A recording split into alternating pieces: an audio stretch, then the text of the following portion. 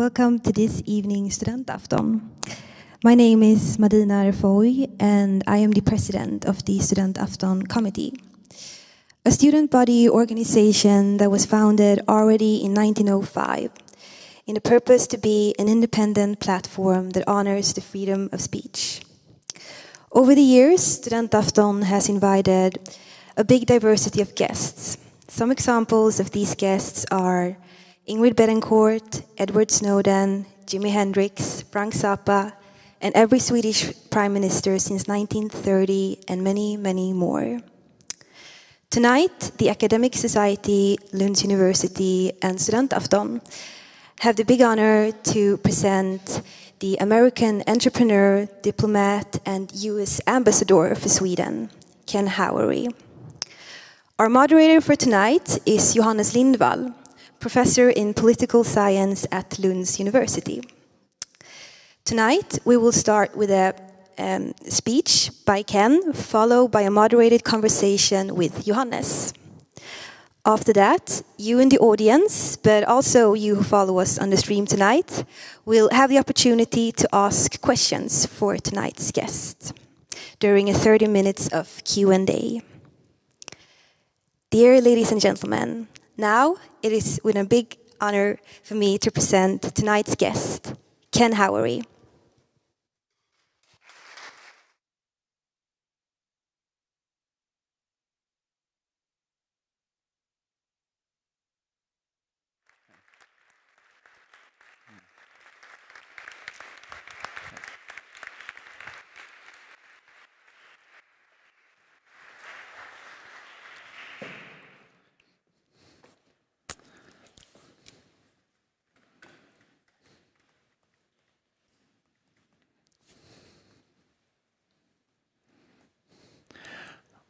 Hello, everyone.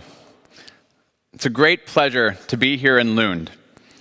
I'd like to start by thanking the Studentafton organizers, including Chairperson Madina Refoy for inviting me and Professor Johannes Lindvall for moderating the conversation tonight. I understand that Professor Lindvall and I are about the same age, which is nice because it's good to have some generational backup here on stage. I arrived in Sweden to serve as a U.S. ambassador almost exactly a year ago. And it goes without saying, it has been a very eventful year, not only due to the pandemic, but personally as well. I've been learning what it means to work in public service, something that I've always wanted to do, but a type of work that is very different from what I have done in the past. This year, as you know, is also an election year in the United States, which makes things even more interesting. I don't doubt it has been an eventful year for all of you at Lund University as well. Because of the pandemic, we've had to do things differently at the U.S. Embassy. Not only have we had to adapt how we interact with the Swedish government, but as some Swedish business travelers and students, and even Swedes generally, may have discovered, some of our most basic functions, such as our consular services, have had to radically change. The embassy's consular section usually has lots of visitors every day, and we've been forced to curtail that. At the beginning of the pandemic, our focus naturally turned to helping American citizens in Sweden, either in trying to get them home or helping out in any way we could. To mitigate risk to our team members locally, those of the embassy who could work from home have been doing so. That has posed its own challenges when we are tasked to manage relations between Sweden and Washington, with a 6-hour time difference, and everyone dispersed and using systems prone to cyber attacks and infiltration by hostile regimes. So, while adapting to how the embassy works and learning the history, culture, and customs of this great country, as well as managing the day-to-day business of keeping our relations strong and growing in spite of COVID-19, I'm sorry that it's taken me so long to get to Lund. But I'm very happy to be here now. As I mentioned, I'm not a career diplomat.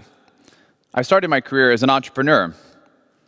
After graduating from Stanford, I did not join a large established firm, but instead I found my first job working for a small fund making investments with a friend from university, Peter Thiel. Our office was in a former broom closet with no windows. It was so small that every time Peter left, I had to scoot my chair in as far as I could so he could squeeze by and get out the door. However, we wanted to be on Silicon Valley's famous Sand Hill Road, and that's all we could afford. While working in our broom closet, our fund became the first investor in a small encryption company called FieldLink. FieldLink was doing encryption for the most cutting-edge technology at the time, the Palm Pilot. Do any of you remember the Palm Pilot? A few hands. It was sort of a forerunner to smartphones, but without cell phone functionality, where you could keep your contacts and calendar and use the screen with the syllabus. Well, intrigued by FieldLink's vision, but even more so by their excellent chief technology officer, I decided to join their founding team and see where we could go with Palm Pilot encryption. Not long after joining, a group of us from FieldLink were at a local Chinese restaurant in Palo Alto for lunch. Being recent graduates, our budgets were tight. So when the check came, complex discussions began about how we would split the bill. In the middle of that conversation, someone joked, "Wouldn't it be nice if we could just use our Palm Pilots to beam money to one another?" Everyone stopped, thought for a few minutes, and the next thing I knew, we were changing our Palm Pilot encryption company into an e-payments company. Several friends and I started PayPal in 1998, but we had to try 5 different business models before we found one that worked. In addition, our brilliant idea to beam money between Palm Pilots was called one of the 10 worst ideas of the year by a local technology publication. Not exactly a confidence booster. It wasn't until users started using PayPal to accept payments for eBay auctions that we really were able to find success. When I think back on that experience, I often wonder how we did it. No one on the PayPal team had payment experience. Most of us didn't even have internet experience.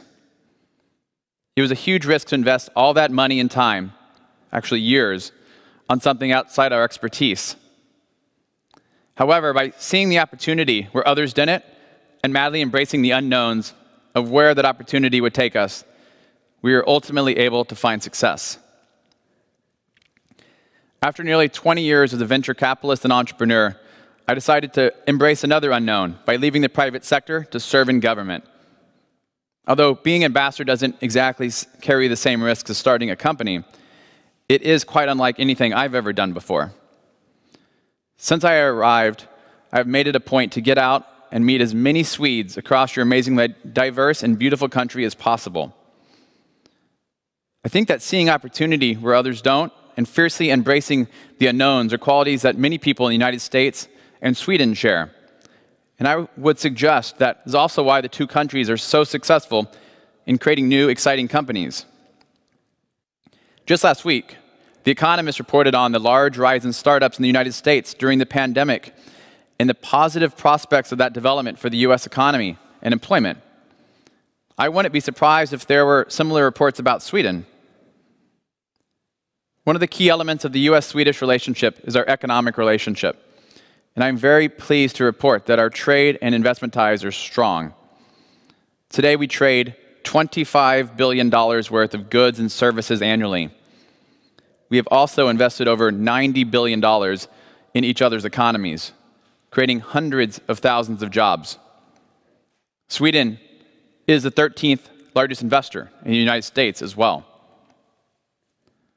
Entrepreneurship is helped enormously by fundamentally strong economies, where the possibility for success is greatly enhanced.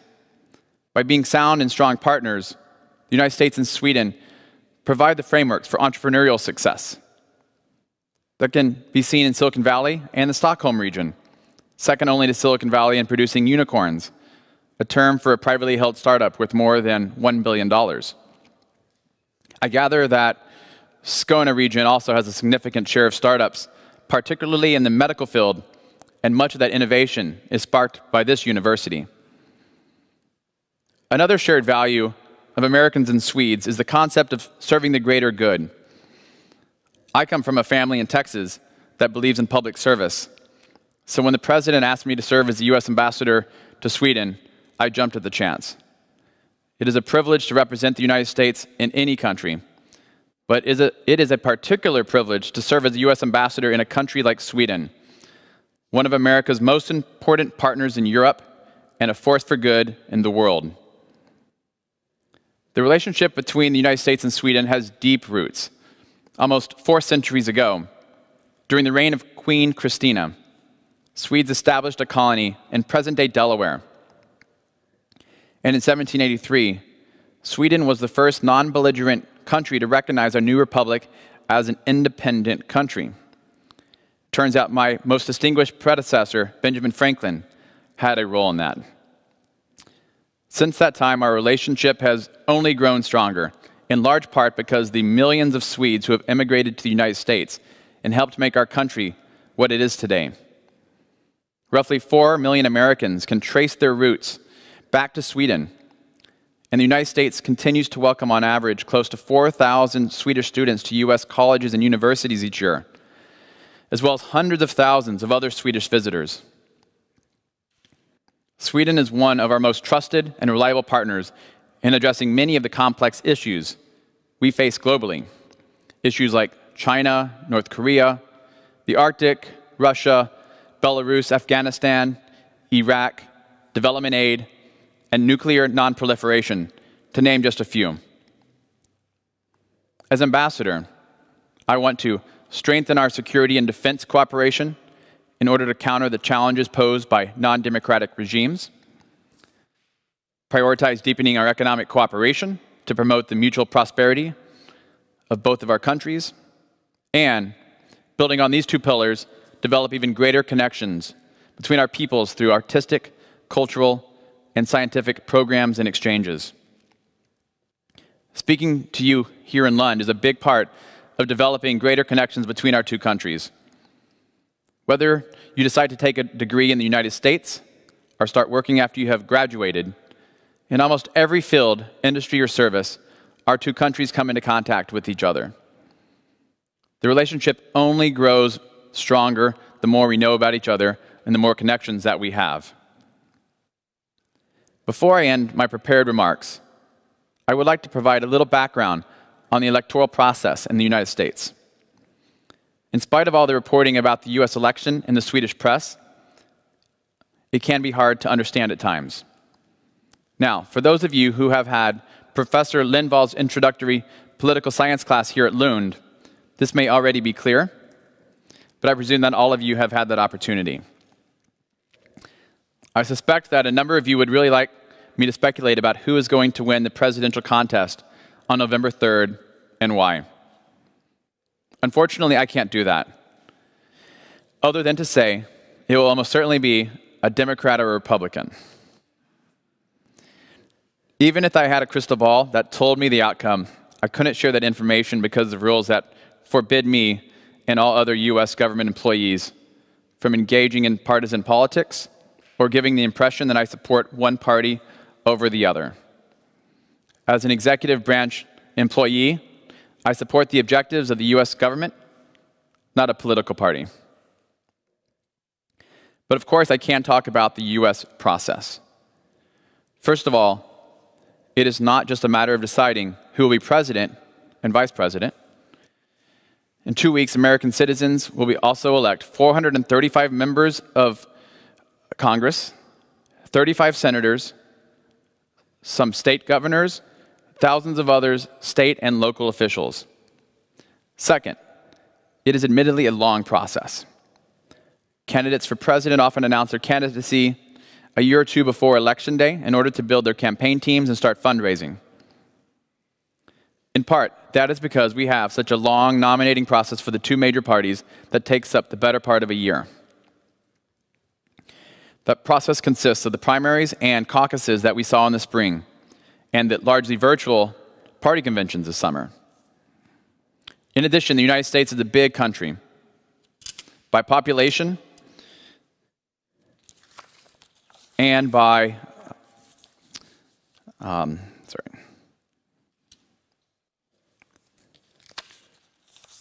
technical difficulties here. By population and geography, and candidates who are often known well in only one state have lots of ground to cover if they ever hope to be elected. It is really after the first weekend in September that the campaign between the parties start in earnest. There is not a lot written in the US Constitution about the process of picking our top leaders. There are requirements of age, citizenship, and how long one must have lived in the United States to be a candidate for higher federal office. There are stipulations about term lengths, and there are the provisions about the Electoral College, which is perhaps the most confusing part of our electoral system. The way the Electoral College is selected has changed since the United States was founded, but its function and the mechanism that decides who becomes president and its design to give every state a say in the outcome of the presidency has remained. Each U.S. state has 2 senators and a number of representatives in the House of Representatives. My home state of Texas has 2 senators and 36 representatives, so it has 38 electoral votes. While North Dakota, for example, has 2 senators and only 1 representative, or 3 electoral votes. The total for the country is 538 electoral votes, and as the Constitution states, the next president must get a majority of them, or at least 270. That will be the magic tally that you see as the target on election night, with states colored red or blue, depending on which candidate has gotten the most votes in a state. In other words, a US presidential election is really 50 smaller elections combined into one large one. Statisticians have made a sport out of dissecting polls from each state to draw conclusions about how the various states might add up. And like any exciting sport where the stakes are high, it will make for great television viewing. November 3rd and November 4th. I'm already planning my all-nighter, and I imagine I'm not the only person in this room doing so. I want to thank you all again for inviting me to speak with you tonight. I'm eager to hear what's on your minds. To start, Professor Linvall and I are going to have a discussion for several minutes. Then I'll be happy to take your questions. Thank you very much.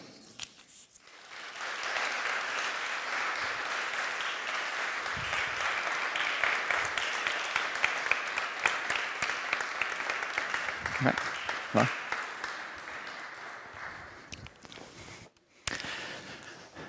So, Ambassador Howery, you told us a little bit about your background, but I'd still like to start by asking you, so you graduated from Stanford in 1998, and soon thereafter you founded PayPal, and a few years after that you founded a venture capital firm that's invested in many of the companies that are most well known in the world today. Wasn't that a rather complicated way of reaching your real goal of becoming ambassador to the Swedes?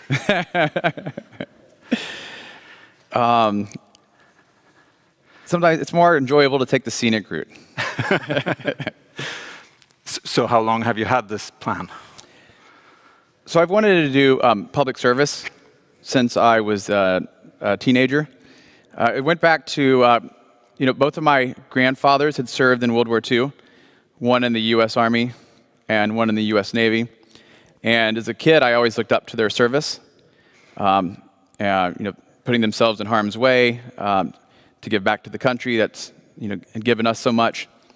So I had a long-term desire to, at some point in my life, go into public service myself.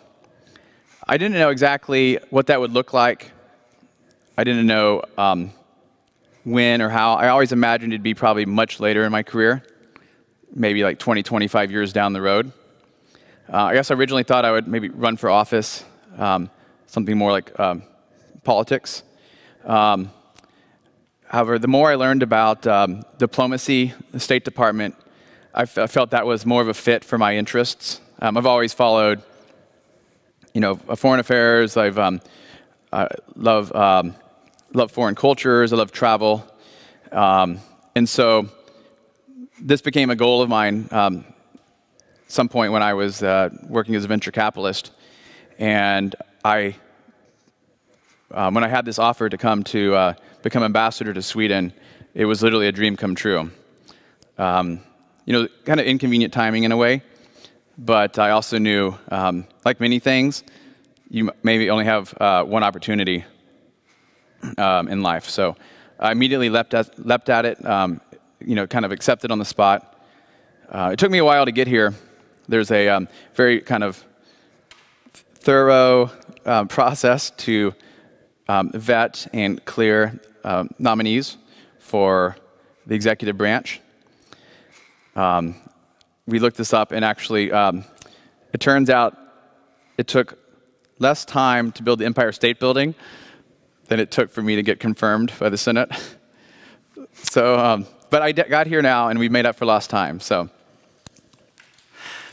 this is Studentafton, the students' evening.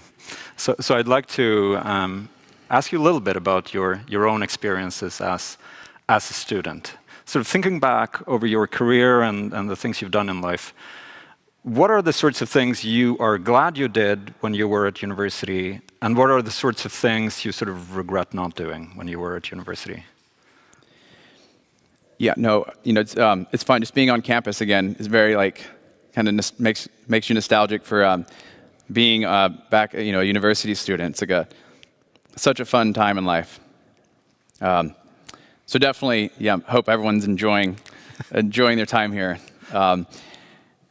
No, I think some of the things I think I did that I really I'm glad I did were, number one, I tried lots of different activities, organizations, etc. New things I hadn't tried to see if there might be certain things I was good at or truly enjoyed. I kind of wrote for student papers, kind of one of the editors there. I did study abroad, moved out to Germany for 6 months. I was in a play, student play, lots of fun activities like that. So that's something I definitely, I'm glad I did. Another thing that worked really well for me, which I think makes a lot of sense if you're especially at a place like Stanford or Lund, where you're probably surrounded by just tons of really smart people, is I personally optimized my classwork for diminishing returns on learning, and then spent the extra time just trying to get to know as many students as possible.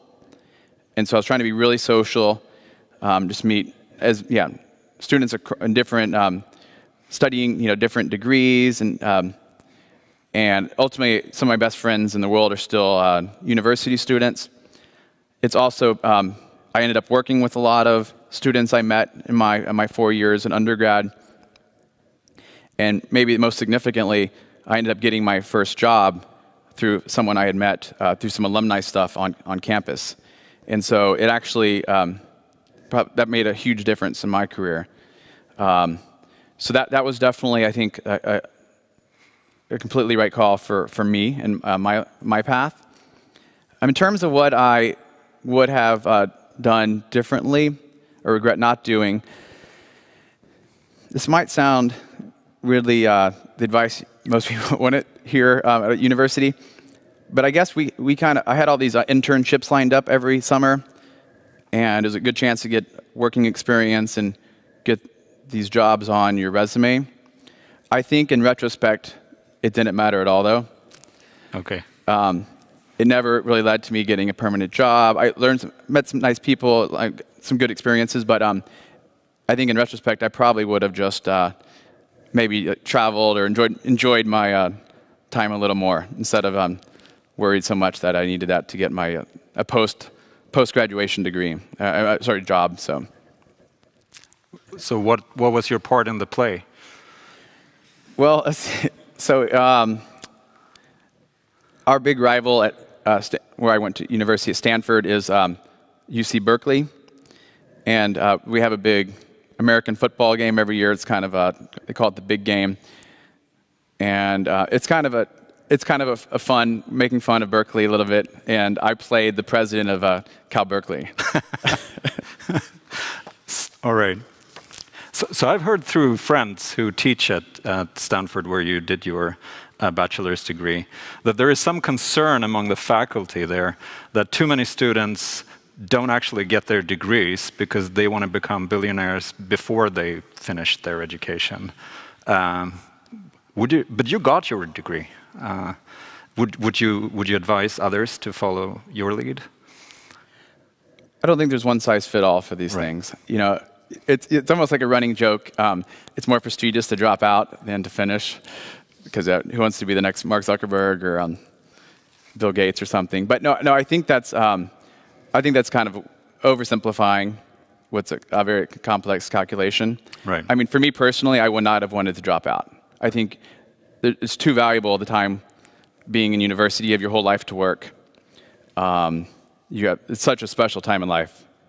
I guess maybe I would personally think the only time it makes sense to do is probably if you have literally a world-changing idea and you feel that idea is not going to be around in a year or two when you graduate. I see. And it's possible, there are a lot of companies like that where it's very time sensitive. You have this window, and then if you don't launch it, someone else is going to launch it, and you'll never have that chance again. In order to reach that level, I think you have to have a huge level of conviction. You probably want to get some external validation from maybe some angel investors, maybe a co-founder or two. I think most ideas at that stage probably are not formed enough for people to have the conviction to want to drop out. But I think it's a very personal decision. Right. I don't think there's one size fits all. I think that everyone should decide for themselves. You hear both cases. There's definitely there's lots of stories where people had an opportunity to join an incredible startup and then stayed in school and later regretted it. The ones are obviously, there's a co-founder of Facebook who went back to Harvard because I guess his father wanted him to finish. And I think he probably later regretted it. Less shares than he would have by far otherwise. Is that the fellow from the movie? I think it was covered in the movie. Okay. There's other companies I know that are multi-billion-dollar companies where the same thing. One of the founders, there's a similar one happened with one of the founders decided to finish his degree at Stanford and missed out on this, huge opportunity. So you see it both ways. Right. There's probably a lot of people who then, I've had friends drop out and start a company and not work out. So I think there's pros and cons to both, but. So I'd like to ask you a couple of things about your experiences from the technology industry.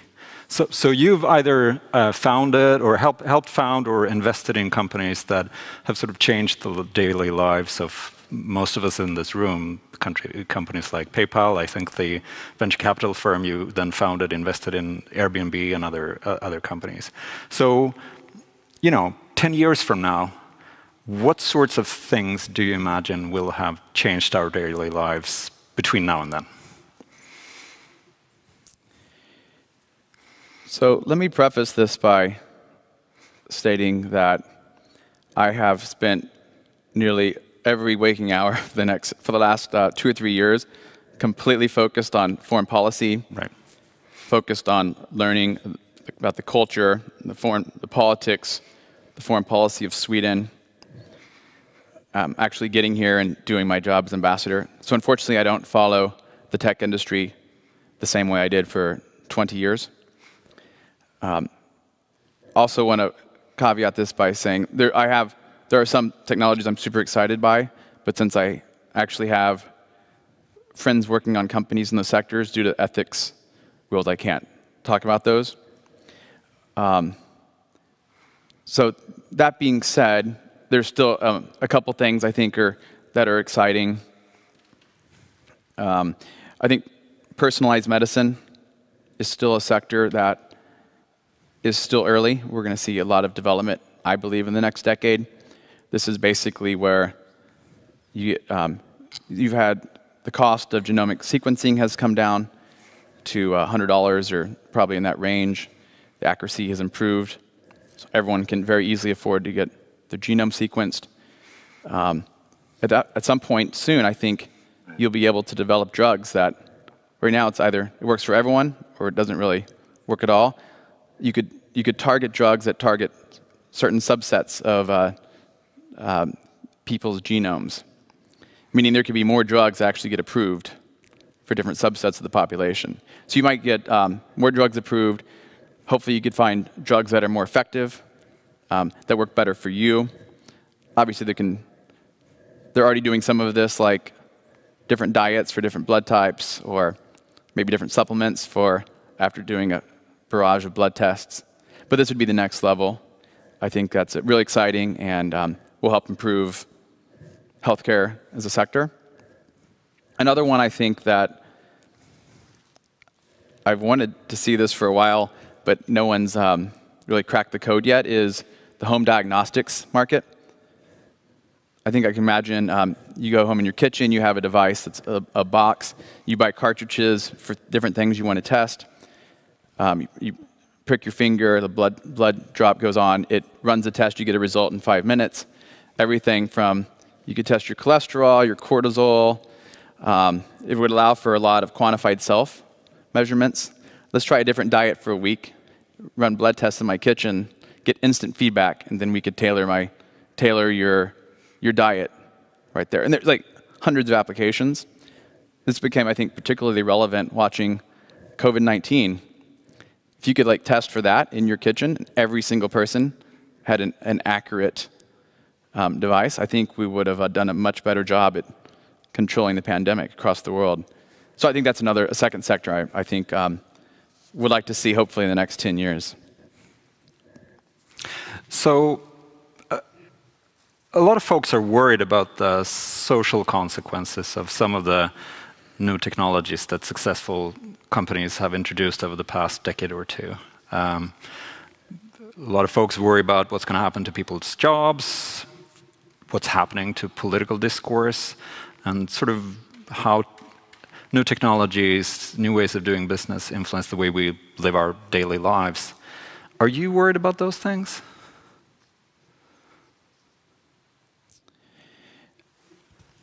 Well, let's see. If we broke that down, I guess it sounds like that would be talking about, let's see, automation, robotics, AI, political communication, and I guess how the technologies we use just affect our experience of daily life. We're sort of logged on all the time. I guess there's phone addiction is another one going in there. No, I think these issues you're bringing up are legitimate concerns. I think I definitely spend too much time on my cell phone. I tend to think I think a lot of these technologies, there's typically pros and cons, I guess. You know, so the negative, I spend too much time on my phone. A lot of people I've spoken to probably have a similar situation. On the other hand, it's like you have a second brain in your pocket. And so you're having a discussion, you're like, I don't know the answer, let's ask Google, we'll know in 10 seconds. That's not permitted here, by the way. Oh, okay. So, and then I guess, you know, there's automation, you're like, it's going to put some people out of work. At the same time, it allows you to like onshore maybe manufacturing. It might make products cheaper, and then hopefully people could get retrained. So I think it's not helpful just to focus on the negatives. I think there's probably negatives with many technologies. You know, people are complaining that with the invention of the car is going to put you know, people that drive a horse and buggy out of work. So I tend to think there's been kind of these kind of arguments forever. I tend to think on average the positives outweigh the negatives. But you're right, there probably should be some efforts for people developing technology to make sure they develop things in a way that the harms are minimized.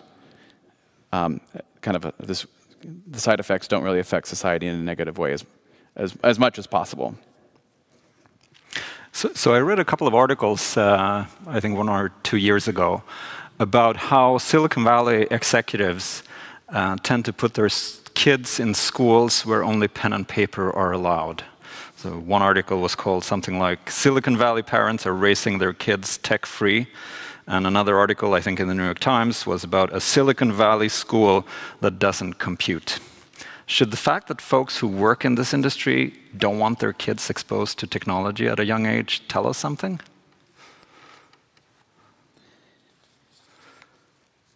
Let's see.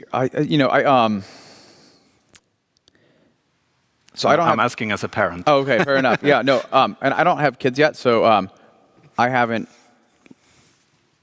extensively researched what effect growing up with screens has on the development of young children. I could see there could be some negative side effects. Again, there's probably some pros as well. Maybe you can log on to, I know there's nonprofits that that completely teach children different. You can learn trigonometry or history or engineering. Maybe parents are using more of that now that there's a lot of kids studying from home, not in Sweden, but in other countries. I think that I think it's worth looking into. I think at the very least, it probably makes sense to limit screen time.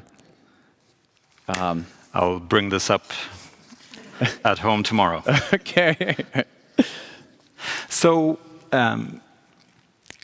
you have experiences of starting companies. You have a lot of experiences of investing in companies. Let's say I'm a student. Let's say I'm a student at this university who thinks I have an idea that could be turned into a business idea or some other benefit. Maybe. I think if I were a student who had an idea like that, I imagine I would get lots of different types of advice. What sorts of advice do you think a student in that position should listen to, and what sorts of advice do you think they should ignore? So, yeah, I tend to think, there are some things that I think are probably harder than people think. I think one of those is, for example, creating a product that actually solves an important need that people will actually use. We call this product market fit in Silicon Valley.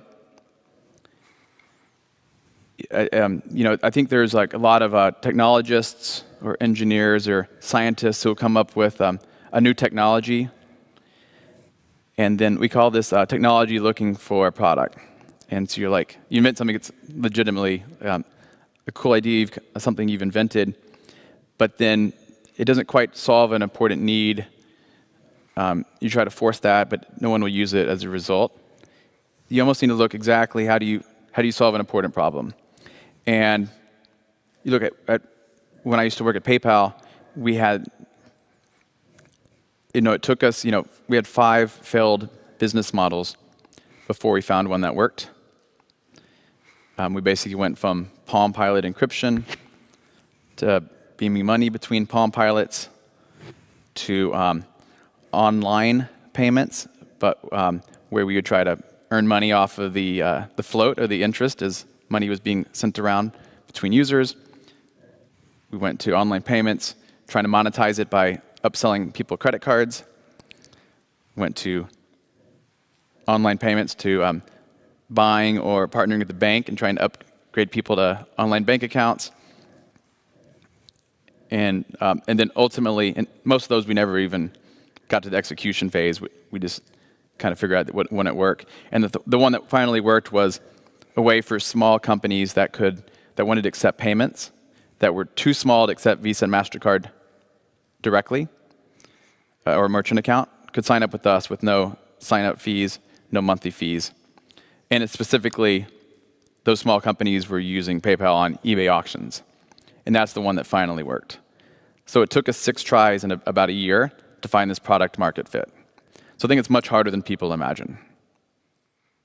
Another one I think that people vastly underestimate is how difficult it is to get distribution, or how do you acquire customers in a cost-effective way? And I think people usually way underestimate how hard that is. Now, I think there's also, people may overestimate certain things as well. I think specifically when it comes to recruiting, I think one thing that we luckily did right was recruit for talent, not for experience.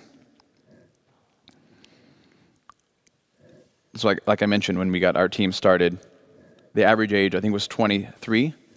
One person I think was 20, and our CEO was early 30s. And so, most of us had just graduated, didn't really know what we were doing. But in a way that turned out to be a strength in ways. I would say that, because had we recruited for experience, since we changed business models so many times, we would have recruited the wrong people. And then suddenly, they're no longer fit anymore. Secondly, if someone had like 20 years payment experience, they're so used to doing things one way that it might be harder for them to think outside of the box, where we knew nothing about payments. So we didn't know where the box was. And the good news is, as students here at Lund, who will be graduating soon, that means there's tons of talent and a lot of experience in the future. So I think, in a way, like Lund graduates are perfectly set up for this formula. But the 45-year-olds are done. It's too late, sorry. Yeah. Anything else that you think people pay too much attention to?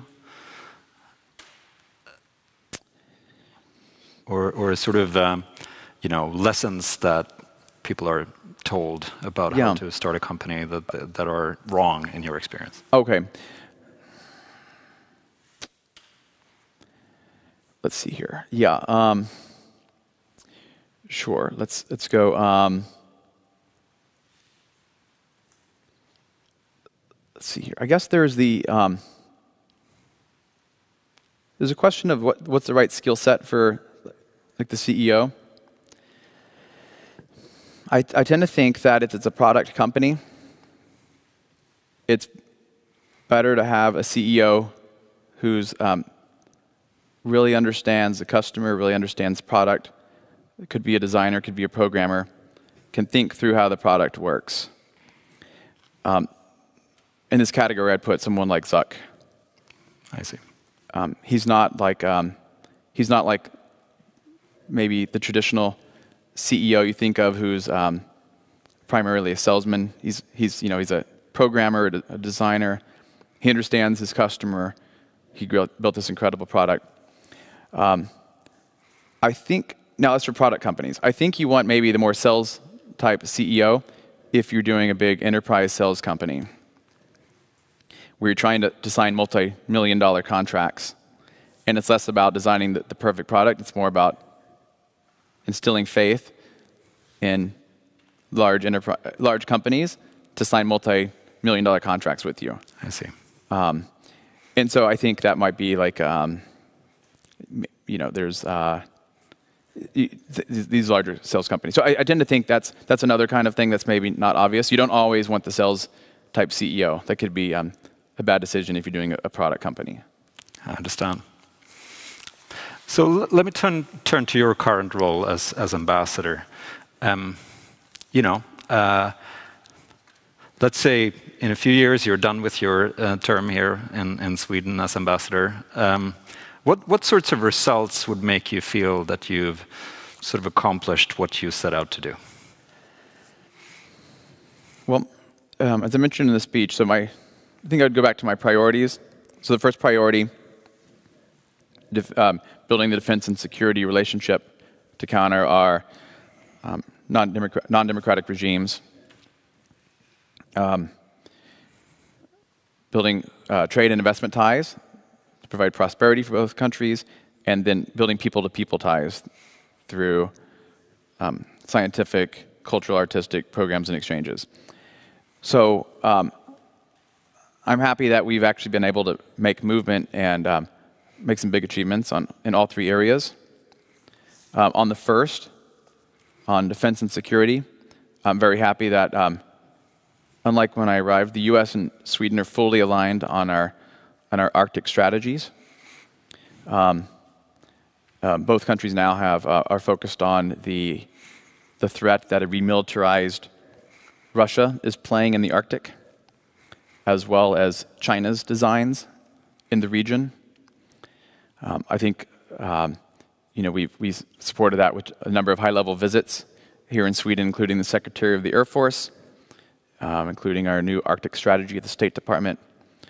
And now that we're in agreement on this, we're able to refocus resources in ensuring that it remains a zone of peace. When it comes to trade and investment, we've actually been very active there as well. One area that I'm really proud of the work that we did at the embassy was on a Swedish ventilator company named Jätnya that provided ventilators for patients with COVID-19. Obviously, as you can imagine, demand for these ventilators went through the roof when COVID came, and so they increased their production by over 150%. A lot of their supply chain was in the United States, and so we worked with them to help them get supply chain products that they needed to increase production so they could produce more ventilators for Swedes, Americans, and people around the world who are suffering from COVID-19. So really happy with the work we did there. And then on the last piece, really happy with a lot of the work we've done around universities. That's why one reason I'm so excited to be here tonight. We've actually made an effort to get out and visit many of the Swedish universities. Been to Luleå Technical University, and the Chalmers, Karolinska Institute. We have we worked on exchanges. We've met with Fulbright chairs and students and researchers. Obviously, Swedes coming to America, America's coming to Swedes to study and research. We've been focused on issues of academic infiltration to ensure that research isn't stolen and ensure that freedom of their speech isn't influenced by the People's Republic of China. And we focused on innovation and just ways that we can increase innovative technologies and research and the next generation of students coming out of Sweden's very impressive universities. Just to add to that, one issue which kind of, in a way, touches on all three is 5G. And very happy to see, even just today, that Swedish government, it was basically decided that the 5G is going to be ensured to be done by protected by respected and non-compromised telecom companies, and that's something that an outcome we're very happy by, and we've obviously had conversations with the Swedish government, and very happy that their independent analysis of this came to that conclusion. So another area that we're very proud of. So I read that your formal title is something like Ambassador Extraordinary and Plenipotentiary. Does that mean that there are some ordinary ambassadors at the embassy and then there's you? It definitely makes for a full business card. Right. You had the whole title, yeah. So among all the ambassadors that the US has sent to Sweden, who's your least favorite? That would not be very diplomatic of me if I answered. All right, let me ask another question. So you've been here now for approximately 1 year. Mm-hmm. What has surprised you the most about this country and those of us who live here since you came? So I'd come 6 times to the country, but kind of as a tourist, visiting Swedish friends, doing some business in the country. But obviously, moving here full time and having the level of the meetings and the study, you actually get a whole new understanding of the relationship. I think the biggest surprise is just how closely the U.S. and Sweden work together, almost across the board. Obviously, it makes sense because you have, I think, a lot of the same common values and interests. Our desire to, push for the world for democracy and human rights and, freedom of speech, freedom of the press, all being core values. But it's I meet with agencies, organizations, and people from across Swedish society, and almost across the board, I'm impressed at how deeply our ties are. So for example, let's see here. You go to, I've had a chance to visit around the country a bit. Visited the Odin icebreaker up in near Luleå, and then you notice you get a presentation, and they're talking about the research journeys they're going on with the U.S. National Science Foundation. And then you go up to the, we went to visit the one of the Norrbotten Regiment on the military side. They're talking about how they've been doing trainings with U.S. Marines. We went to the, you visit companies, and you, you visit companies, and so many of them are like, oh, we make the most business we do worldwide is in the United States. And you kind of go across the board, and it's you visit S-Range, and they talk about the partnership with NASA. And so the more I've seen of Swedish society, the more I appreciate how close our two countries are and how strong the relationship truly is. I think it's probably never been stronger. So one thing that's, I think, striking to a lot of foreigners who come to Sweden is that we hardly use cash anymore. Mm. And I imagine this is something you must have been thinking about, considering your own background. The Swedish Central Bank is considering introducing an electronic currency, the e-krona, which will be backed by the government, offering an alternative to private forms of payment. Is this something you think we'll be seeing more of around the world? Let's see. I think it's a fascinating question. Due to, unfortunately, electronic currency is something I have to recuse from. Okay. So I'm not allowed to comment without having the appearance of a conflict of interest. I understand. So I think that there are probably quite a few students, as you anticipated in your talk, who are interested in politics. A colleague in the United States once said to me that there are three things Europeans never understand about the United States, one being baseball, the other being religion, and the third being politics.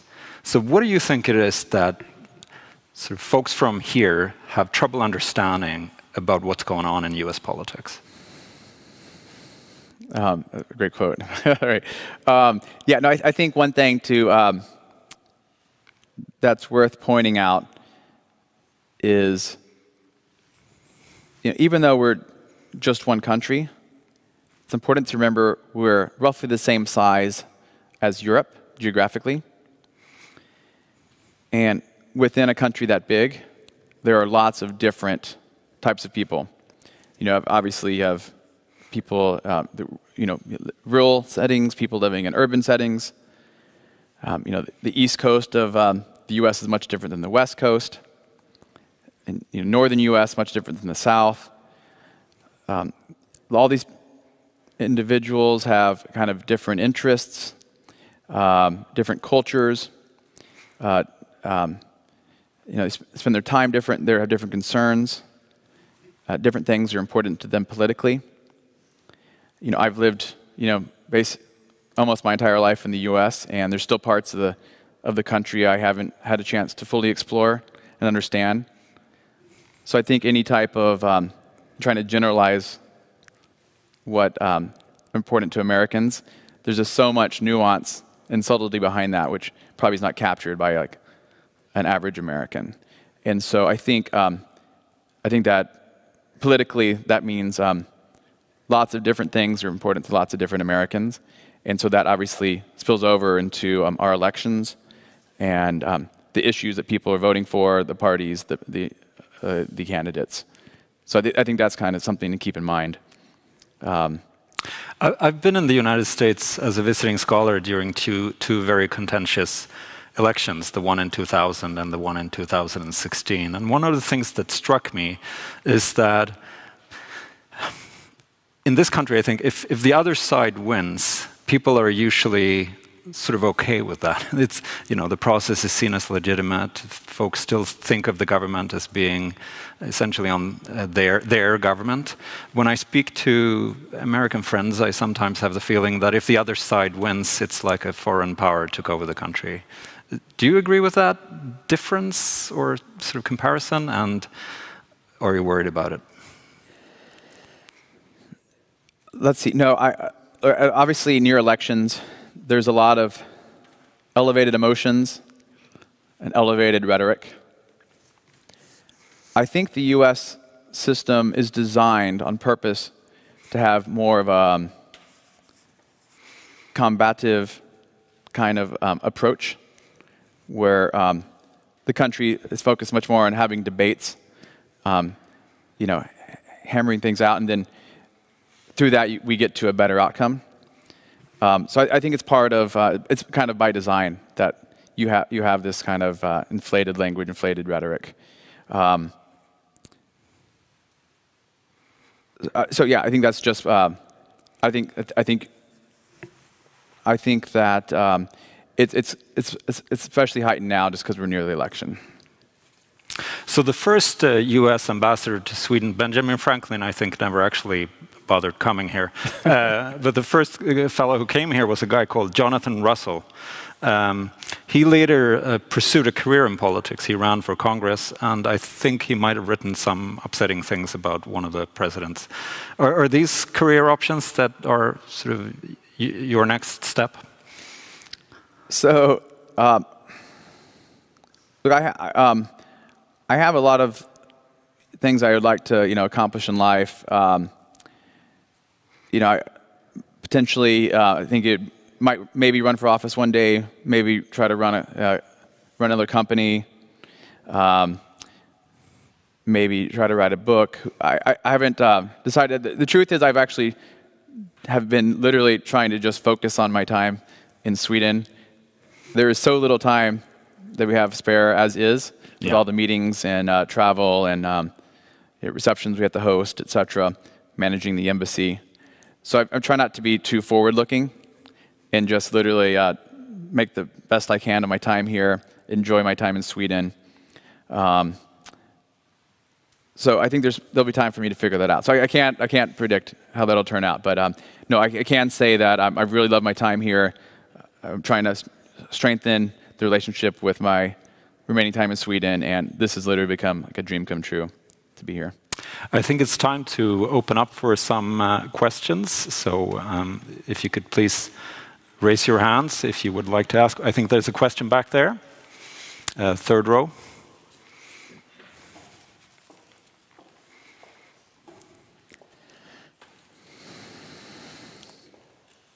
Yeah, my name is Frida, and I study here. I want to steal Peter Thiel's question. What important truth do very few people agree with you on?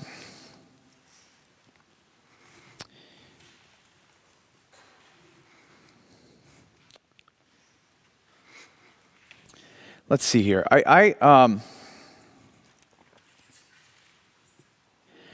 Okay, there's something called the power law, which if there's any mathematicians in the room, you'll study this, no doubt. The venture capital version of this, which is how we kind of came to study this, was that our top performing company investment in one venture capital fund would be more valuable than all of the other companies combined. And it turns out there's many phenomenon in nature that follow this power law. For example, the distribution of earthquakes also follows the power law. And there are many other natural phenomena. So it's kind of this thing is almost hard to believe until you actually start looking at the data. So I think a version of power law, I guess what my answer to that would be, I think there's a version of power law that we should each apply to our own lives as well. That there's probably one thing that we should be doing that is more valuable than all the other things we can do combined. Now, obviously, that requires some self-reflection, makes you look really hard at how you spend your time, what's important to you. But I think if you use that as some type of guiding principle, it'd probably serve you well. Right. So hi, let's see if this is on. My name is Jonas. Nice to have this opportunity to get the question in. So I think about technology a lot, and I think that internet started in a very idealistic place. We talked about, you know, how this was a level playing field, everybody could connect, and then everything would sort itself out. And I think that we've seen a lot of different waves where we see that we've had now national countries, national security interests, as you mentioned with the 5G decision today, are starting to take technology very, very seriously. But I think we have some real issues because we got a lot of legal entanglement currently because of the privacy settings in Europe and the hyperscale clouds and so forth in the US.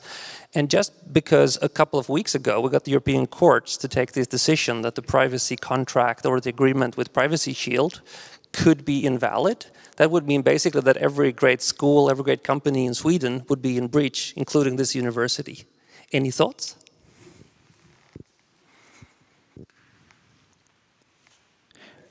Sorry, yeah.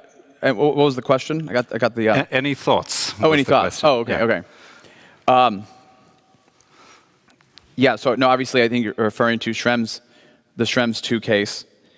No, obviously, it's highly disruptive to economic relationship. It's the cost, if this proceeds, is I believe could be $50 billion U.S. I think it hurts the U.S. I think it hurts Sweden, and I know there are experts working on this. I'm not a privacy lawyer or don't know all of the very technical aspects of that, but I know we have teams working on that. We're hoping we are able to come to some type of resolution on that in the months to come. More questions? So, testing. My name is Gustav, student at the university over here, and my question is for you to elaborate a little bit on the startup landscapes in Sweden and the States, respectively. Where would the better place be to start up a new company? Thank you. Let's make sure. Where's the better place to start a company? Sweden or the US, if you want to start a startup. Look, I think that I think there are advantages to both. Obviously, we love entrepreneurs, and so we would welcome you to the U.S. to start your company there. That being said, we're not trying to steal all your top entrepreneurs, but so I think there are. If I were a student, a Swedish student, or Swedish graduate deciding where to start my company. Look, there's obviously the personal considerations. Do you, the family ties, your friends are here. How much important is that to you now versus just optimizing the chances of the success of the startup? I think that another thing is it's good. If I was just going to optimize on maximizing the value of the startup, I think I would look at, in a way, it depends what the startup is, I think. I tend to think it's good to be in ecosystems that are similar to what you're building. So I think Sweden has had a lot of success in music, given Spotify and other companies in that sector have succeeded here. I know there's a lot of good gaming companies in Sweden.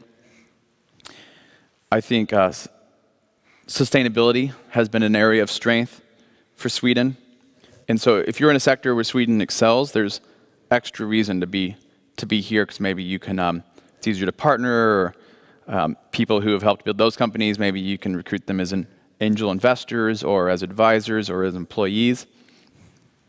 I think, on the other hand, if you're building something, there's a lot of other reasons you might want to be in the US. So for example, if you're selling to enterprise software companies, maybe you want to be in Silicon Valley, so you can go sell to those companies and bring them on, partner with them, or maybe it's easier to sell them products, since if they're all nearby, it's easier to build relationships with them and take them to lunch and dinner. I remember back in the day of Facebook launching, it was Facebook platform. A friend had started a company in LA, and he deeply regretted it because he found out the info a little bit too late, and other people moved in and had an advantage over him since he was an hour flight south. So I think that matters a lot. Also you can look at things like it might be easier to raise money in one country or the other. It might be easier to hire in one place or another. There might be more favorable tax rules in one or another. These are probably the questions I'd want to get a handle on before deciding. I think we have a live stream question now. Yeah, we have received a lot of questions from our live stream. And first out is Nicholas. Looking at the top 20 tech companies in the world, there is no company from Europe. Why do you think European tech companies have failed to compete with China and the US on the global tech market?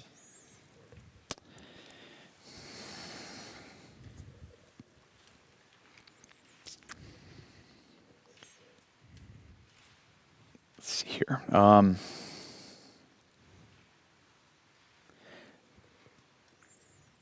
Well, I guess I hope that first of all, let me say, I guess I hope that there will be in the future. And so, obviously, you have extremely talented engineers, I think entrepreneurs in Europe. I think the ecosystem has been developing quickly. I think that there are definitely areas where Europe leads the world in certain technologies. So I'm optimistic. So I guess let's start with that. I think it's hard to, these why questions are a little hard to answer, since it's probably a confluence of so many different factors. I think that, US has kind of the advantage of, we have a very well-developed ecosystem, especially in Silicon Valley with investors and university, other startups, and it kind of feeds on itself in a good way. I think China has had the advantage of having a home market of a billion, what is it, $1.3 billion, $1.4 billion, and so, and the fact that they, I guess, blocked international competition from their own market meant they were able to develop a lot of companies that were effectively copycats, and they have a sole exposure to this huge market. That's probably why China has a lot of those. I think it's only a matter of time. I think the more important thing is try to see how do you fix that so that there are some European ones on that list, 5 years from now.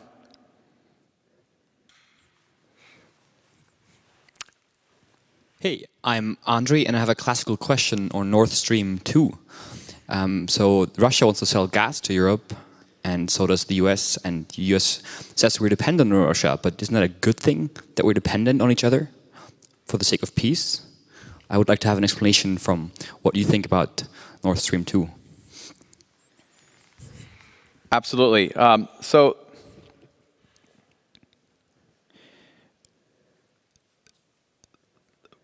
I guess the reason the U.S. is against Nord Stream 2 I guess, an interesting concept, important concept of energy security, in which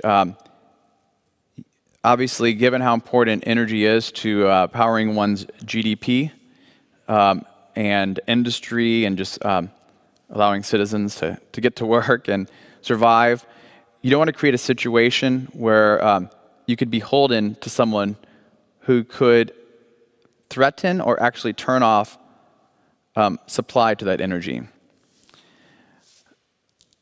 Ultimately, so the goal would be you never, I think the problem is with Russia is that we don't want to turn energy into some type of political weapon that they could use against Germany or others who are reliant on that gas. It's, in an ideal world, you'd be like Sweden. We don't have to even import energy because you can produce all you need. But second best would be at least getting it from countries who would never threaten to turn that off if you ever get into a dispute or a disagreement. Unfortunately, this does not provide that. And there's also, it cuts out Ukraine, which they really need that revenue as well. I think it's about 3% of their GDP comes from gas transit fees from Russia, and by basically doing a runaround, it also really hurts Ukraine, who's already been in a really tough situation because of Crimea and Russian actions in the country. Okay. Let's go on with another question from the live stream, and this one is from Emil Eriksson. During the current COVID-19 pandemic, Sweden has been standing out as an outlier in national policy. This policy has received global attention, and in the US it has been used as an argument against lockdown. As this is not the first time Sweden has been used as a political tool, how would you explain the US use of Sweden and its policies in political argument? It's first of all, I think every country, including the US, including Sweden, is doing the best they can to fight the pandemic. Obviously, different countries have taken different approaches. I don't think we're going to know until this pandemic is over and analyses have been run which country has done the best. First of all, we don't know how long it's going to last. I think you have to include, obviously you have to include the economy in that calculation.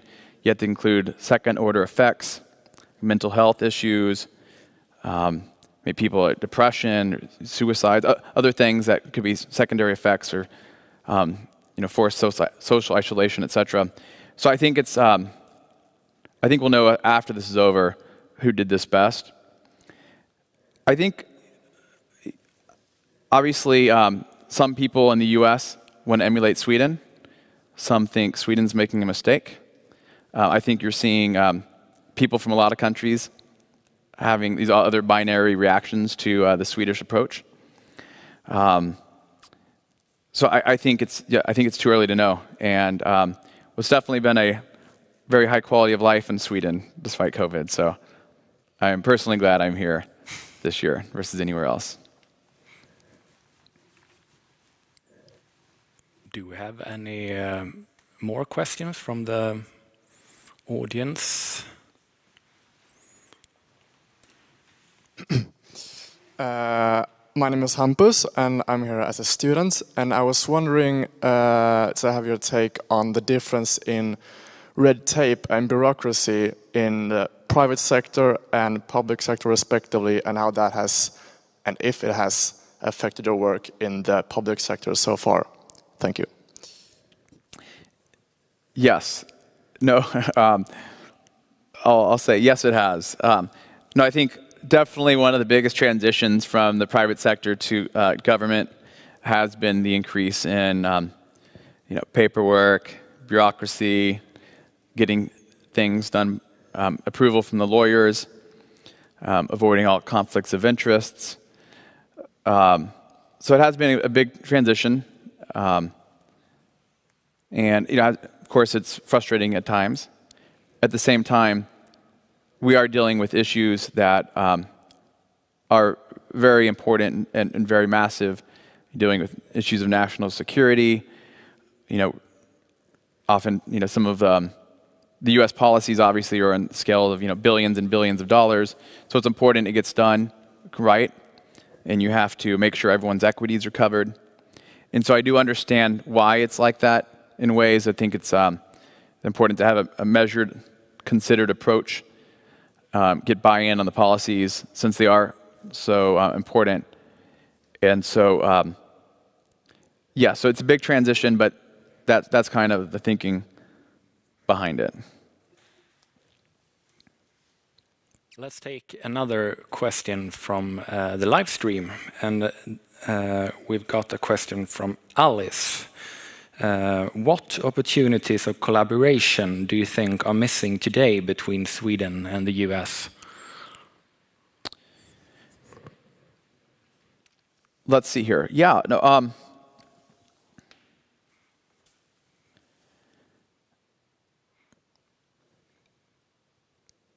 I think it's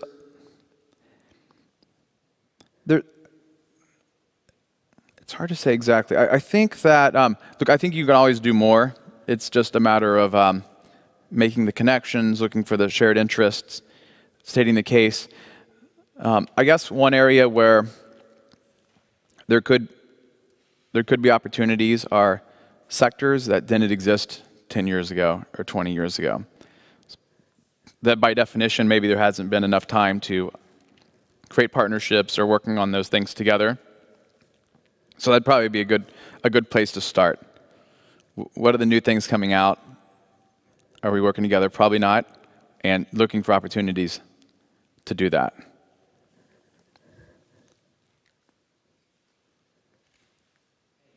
Me again, Andre. The next question would be that if the next president of the US, for example, would support Nord Stream 2 or any other project that's different from this president, and you'd have to then sit there, and next year I'll ask a question again, and you have to defend the opposite position. How would you personally reconcile this, that you have to all of a sudden, after the election, defend opposite positions? Let's see.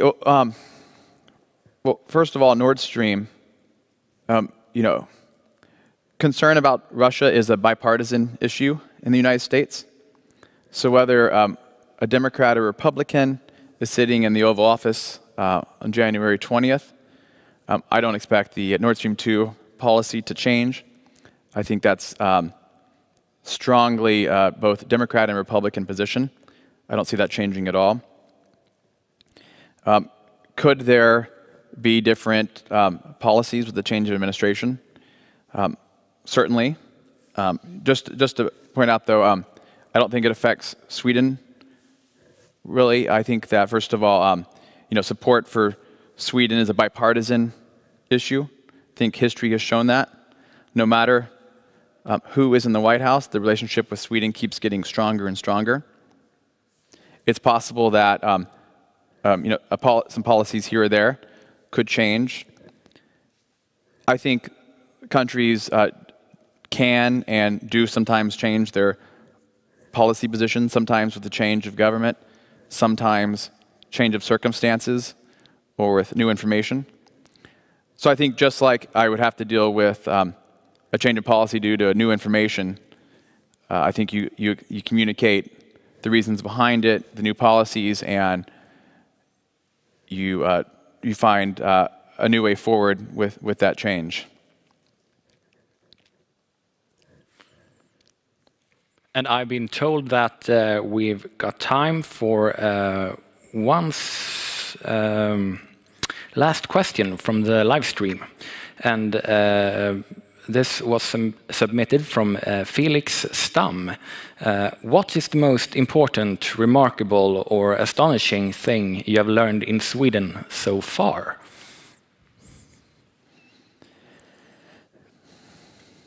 Where to even begin?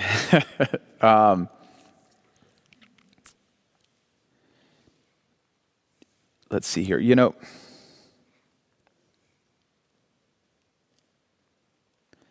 Most remarkable. Yeah, it's hard to even pick a favorite or most remarkable. I think it's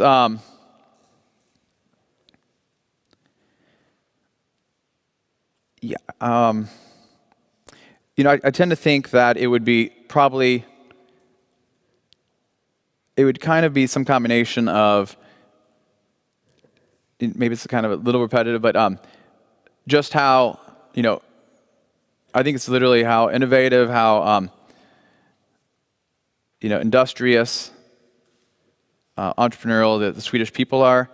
I learned the other day that at the periodic table, Swedes have found the third most elements of any other country, and you kind of just see this, going back for centuries and centuries. And then the second one is literally just how closely we work together, and it definitely I pinch myself being able to meet so many great Swedes that's working with our country, and it's literally been just an incredible experience. I feel very privileged and very honored to have been chosen to represent my country here in Sweden.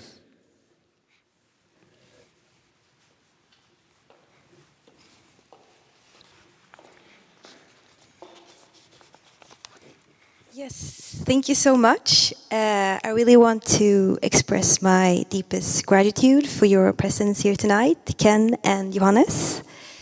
But before we conclude this evening, we have just one more question, and that is who you think we should invite here to Studentafton. Who are your dream guests? We can start with you, Ken. Can I pick someone who has passed away? Yeah, of course. Well, I think someone who's always inspired me greatly would be Steve Jobs, who I think was the best living entrepreneur before he passed away some years ago. So I think if you'd had the chance, he would have been the dream speaker. And you, Johannes? Well, I gather that the society here has invited every Swedish prime minister for almost 100 years, so why not start a new tradition with the new US president or the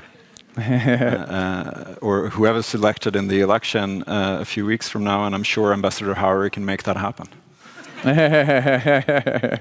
Thank you so much for sharing, and also a big thanks to the audience for each one of you coming here tonight. And for all of you who follow us on the stream as well, of course. The next Studentafton will take place the 4th of November. So please save that date, and I hope to see you then as well. Thank you so much for tonight.